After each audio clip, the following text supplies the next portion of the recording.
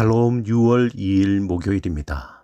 새롭게 시작하는 하루 가운데 하나님의 은혜와 사랑이 풍성하시길 소망합니다.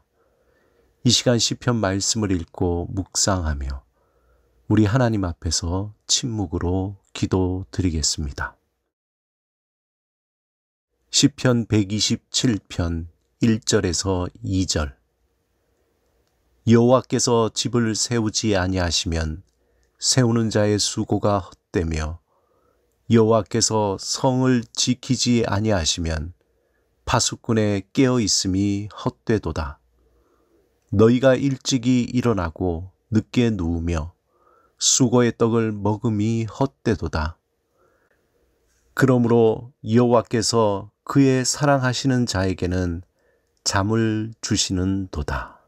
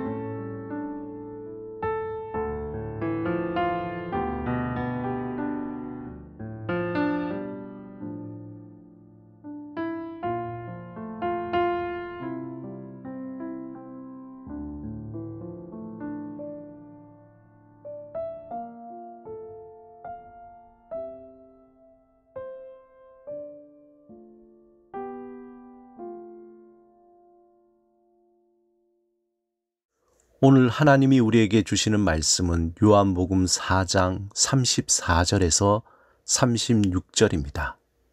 함께 말씀을 읽고 우리에게 들려주시는 하나님의 생명의 음성을 듣겠습니다.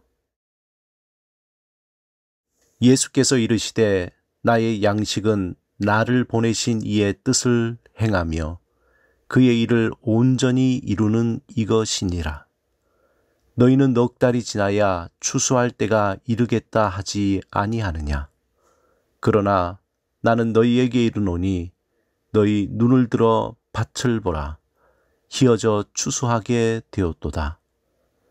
거두는 자가 이미 삭도 받고 영생에 이르는 열매를 모으나니 이는 뿌리는 자와 거두는 자가 함께 즐거워하게 하려 함이라.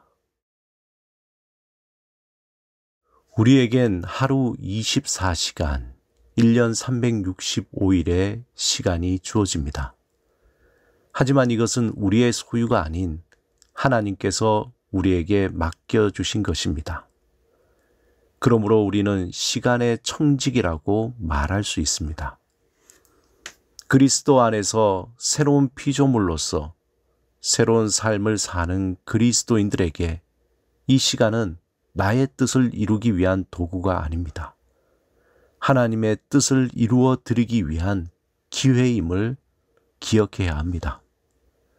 그러기 위해 우리에게 주어진 시간을 잘 관리하여 하나님이 우리에게 주신 화해의 직분을 잘 감당할 수 있는 기회로 사용해야 합니다. 특별히 오늘 본문에 예수님은 사역을 시작할 때부터 나의 양식은 나를 보내신 분의 뜻을 행하고 그분의 일을 이루는 것이라고 자신의 목적을 알리셨습니다. 때로는 예수님도 압박감을 느끼며 긴 시간 동안 일하시기도 했습니다. 하지만 예수님은 그렇다고 정신없이 허둥대지 않으셨습니다. 예수님은 언제나 하나님의 때를 기다리며 놀라운 삶의 균형, 그 타이밍에 대한 감각을 보여주셨습니다. 이러한 예수님의 삶의 비결은 늘 하나님의 음성을 듣고 하나님이 원하시는 것을 행하셨기 때문입니다. 예수님은 우리를 그분 안에 초대하십니다. 그 안에서 진리를 알고 자유케 되기를 원하십니다.